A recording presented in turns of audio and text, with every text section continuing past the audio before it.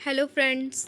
आज मैं आपके लिए पेपर फर्स्ट यूनिट फर्स्ट की थर्ड क्लास लेकर आई हूँ, जिसका नाम है teaching concept principles characteristics and labels. Guys, ये पिछली क्लास का एक क्वेश्चन रह गया था जो एड पजल है। एड पजल इंटरेक्टिव वीडियोस के लिए माइंड मैपिंग के लिए, गूगल डॉक्स जो होता है कंटेंट क्रिएशन के लिए, और मेंटीमीटर जो होता है लाइव पोलिंग एंड फीडबैक के लिए। शिक्षण की अवधारणाएं। Concept of teaching.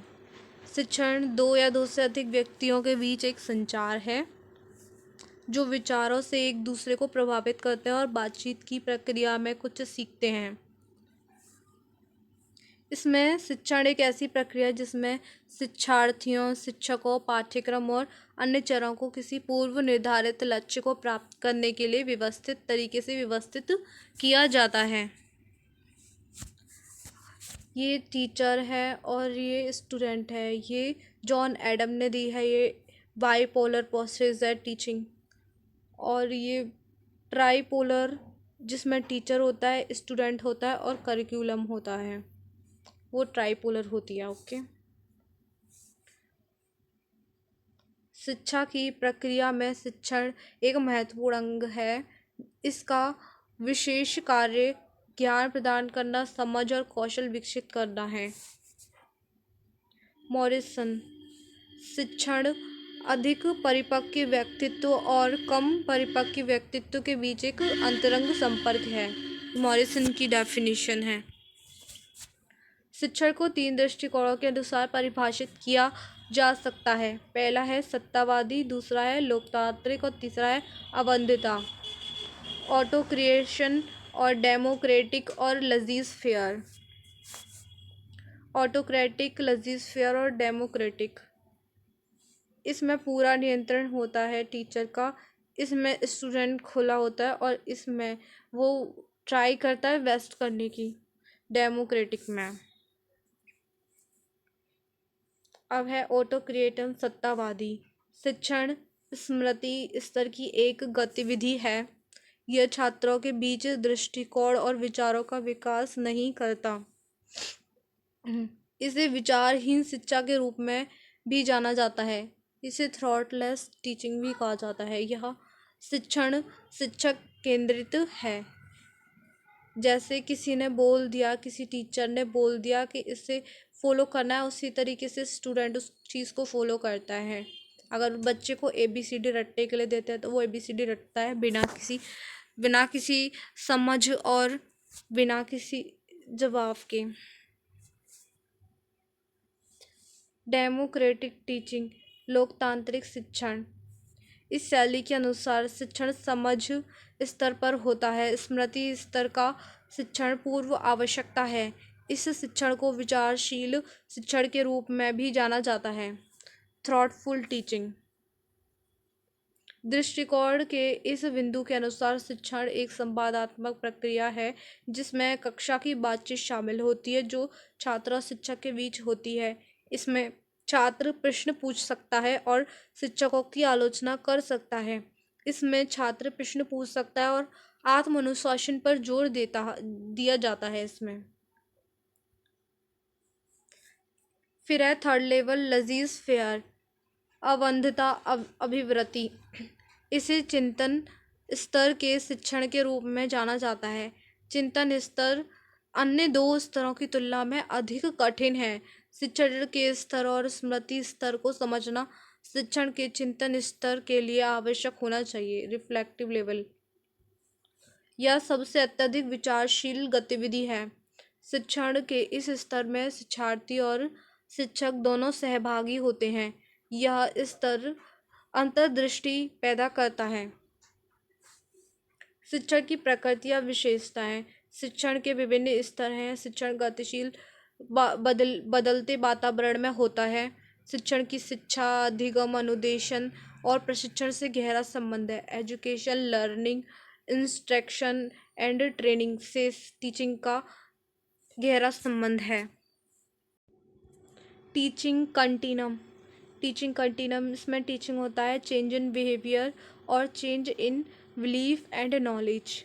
Change in behaviour में आता है कंडीशनिंग कर देना या ट्रेनिंग दे देना, और change in belief and knowledge में आता है इंडोक्ट्रिनेशन, अनुदेशन दे देना या इंस्ट्रक्शन, अनुदेश दे देना। ट्रेनिंग, प्रशिक्षण। प्रशिक्षण स्वयं या दूसरों में किसी भी कौशल को पढ़ना या विकसित करना है। प्रशिक्षण में किसी योग्यता, क्षमता, उत्पादकता और प्रदर्शन में सुधार के विशिष्ट लक्षण होते हैं। कंडीशनिंग, अनुकूलन। अनुकूलन छात्रों के व्यवहार में बदलाव है। व्यवहार मनोविज्ञान में अनुकूलन का सिद्धांत कि किसी व्यक्ति या जानवर द्वारा किसी वस्तु या घटना, उत्तेजना की प्रतिक्रिया, अनुक्रिया को सीखने या अनुकूलन द्वारा संशोधित किया जाता है। इसमें होता है स्टिमुलस और रिस्पॉन्स थ्योरी। इंस्ट्रक्शन, जैसे अगर सिट स्टे, अगर डॉग को बोल देते हैं बैठ जाओ तो वो बैठ जाता है, इस तरीके से कंडीशनिंग थ्योरी। अब है इंस्ट्रक्शन, अनुदेशन। शिक्षक द्वारा सामग्री का वितरण शिक्षक और शिक्षार्थी के बीच बातचीत को शामिल नहीं करता है, लेकिन शिक्षण उद्देश्यों की उपलब्धि की सुविधा प्रदान करता है। अनुदेशन शिक्षण का हिस्सा है। टीचिंग ऑब्जेक्टिव है, instruction is part of teaching. शिक्षा के लिए अनुदेशन महत्वपूर्ण है क्योंकि यह व्यक्ति से दूसरे व्यक्ति में सीखने का स्थानांतरण है। किसी भी समय को निर्देश दिया जाता है, किसी भी समय आपको निर्देश दिया जाते हैं या बताया जाता है कि कुछ कैसे करना है, आप अनुदेश प्राप्त कर रहे होते हैं। यहाँ पे एक टीचर है, वो आपको इंस्ट्रक्शन दे रहा होता है, इस चीज़ को ऐसे करना है। इंडोक्ट्रिनेशन, मतारोपण। किसी व्यक्ति या समूह को बिना आलोचनात्मक रूप से विश्वास के एक समूह को स्वीकार करने के लिए सिखाने की प्रक्रिया है। मतारोपण में विश्वास और विचार दूसरों पर प्रभावित होते हैं और उन्हें शिक्षण में शामिल किया जा सकता है। शिक्षण मतारोपण के बिना किया जा सकता है, लेकिन शिक्षण के बिना कोई मतारोपण संभव नहीं है। यह शिक्षण का सर्वोच्च क्रम है, ये हाईएस्ट ऑर्डर ऑफ टीचिंग है।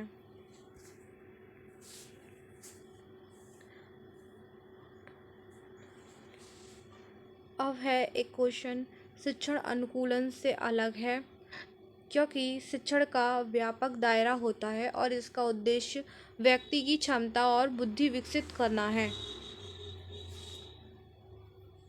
दोनों सही है और ए आर की सही एक्सप्लेनेशन या व्याख्या है। शिक्षण अनिवार्य रूप से एक बौद्धिक गतिविधि है। शिक्षण कला के साथ साथ विज्ञान भी है। शिक्षण एक सतत प्रक्रिया है। शिक्षण एक संवादात्मक प्रक्रिया है, इंटरैक्टिव प्रोसेस है। शिक्षक को बढ़ावा देना चाहिए किस पर?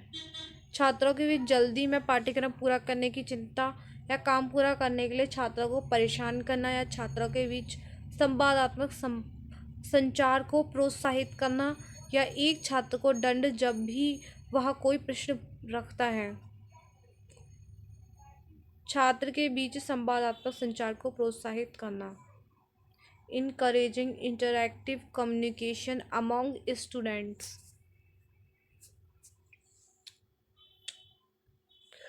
प्रिंसिपल्स ऑफ टीचिंग, शिक्षण के सिद्धांत, प्रेरणा का सिद्धांत, मोटिवेशन।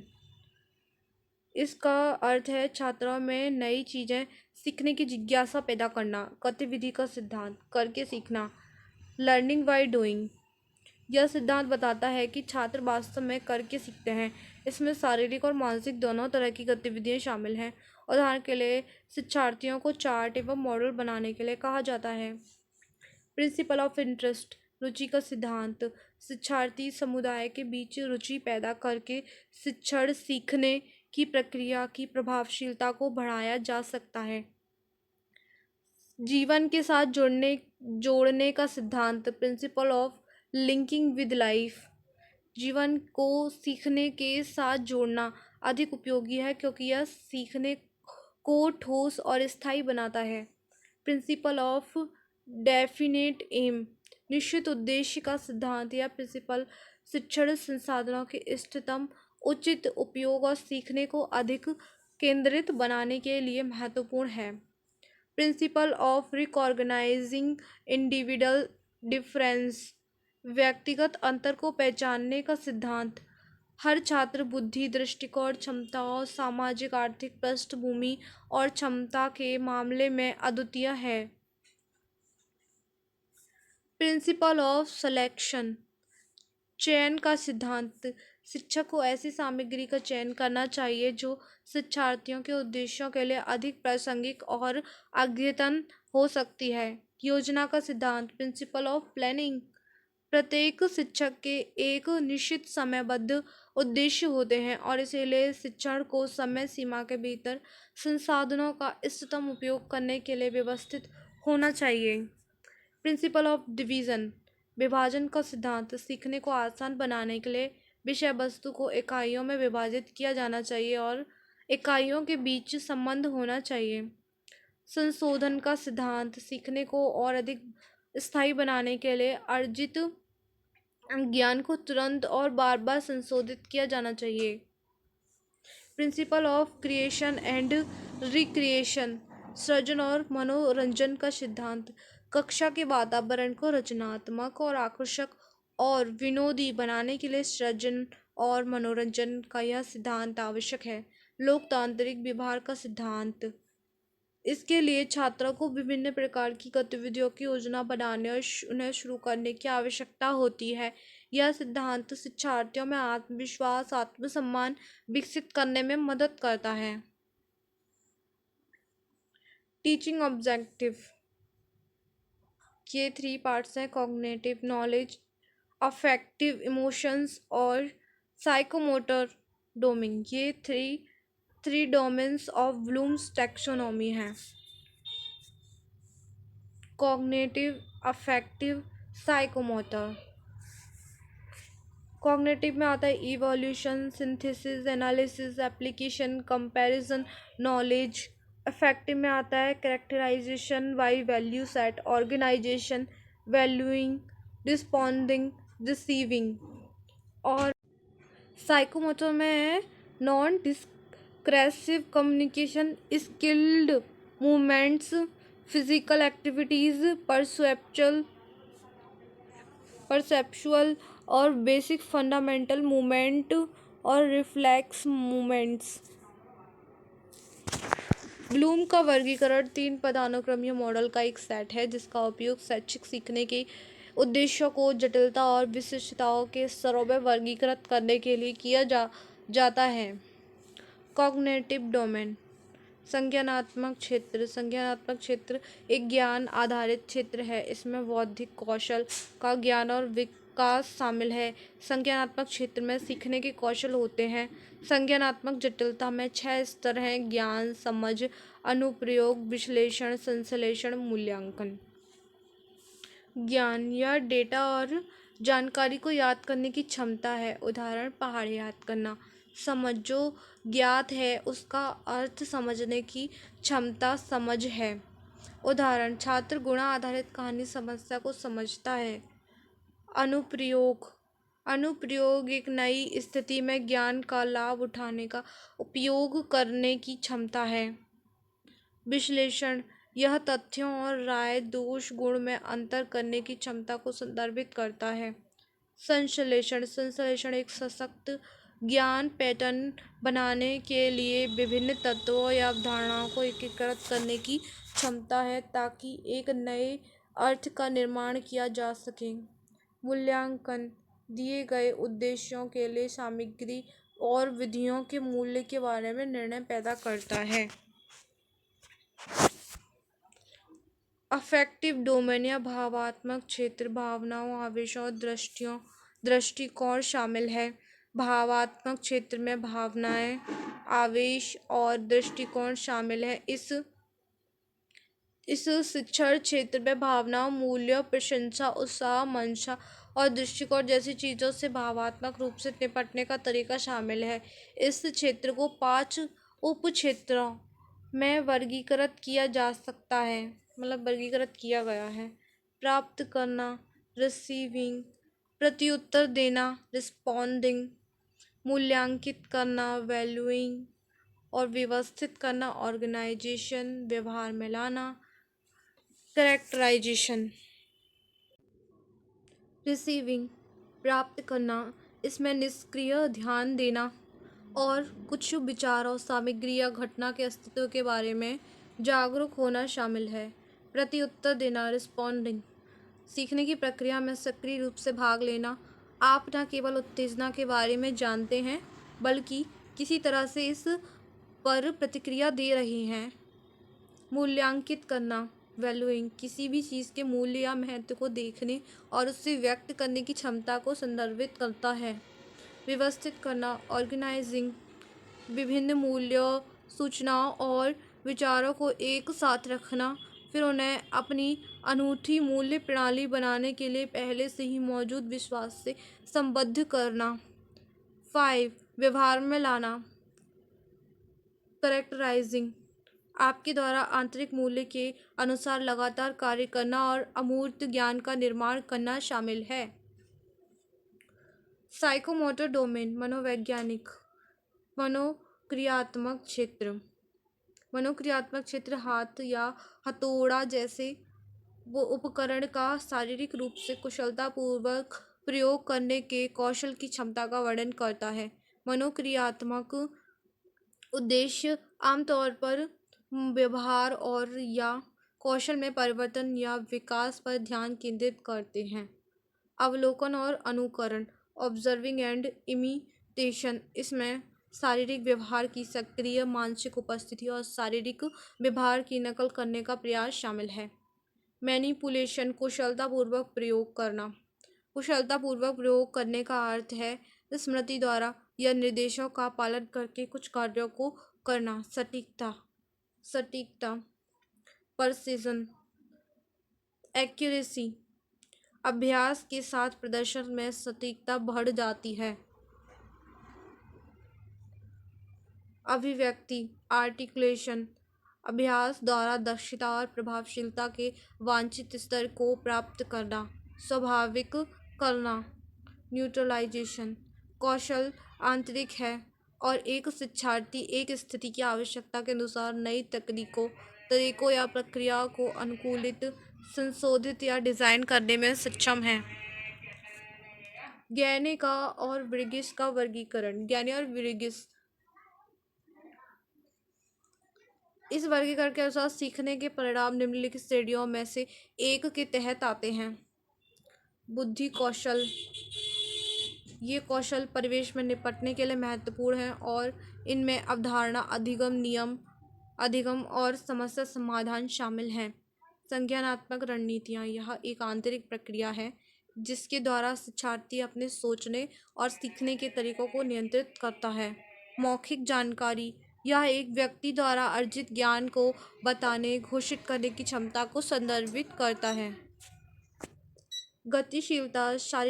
गतिशीलता कौशल, ये मूल रूप से मस्तिष्क, तंत्रिका तंत्र और मांसपेशियों को एक साथ काम करने पर की जाने वाली गतियों के बारे में है। यह मांसपेशियों की गतिविधि से जुड़े शारीरिक गतिशीलता को संदर्भित करता है। उदाहरण के लिए एक कार को स्टार्ट करना, एक लक्ष्य को वेधना, एक गोल्फ क्लब का उतार चढ़ाव। जो भी हम हाथ से करते हैं वो मोटो स्किल्स हैं। और मनोवृत्ति दृष्टिकोण, एटीट्यूड, वे एक आंतरिक स्थिति को संदर्भित करते हैं जो किसी वस्तु, व्यक्ति या घटनाओं के प्रति कार्रवाई करने की एक व्यक्ति की पसंद को प्रभावित करती हैं। उदाहरण के लिए एक संग्रहालय की यात्रा का चयन, किसी कारण के संबंध में एक पत्र लिखना। लेवल्स ऑफ टीचिंग, शिक्षण के स्तर। शिक्षण के 3 स्तर हैं: शिक्षण का स्मृति स्तर, बोध स्तर और चिंतन। Memory level, understanding level, reflective level.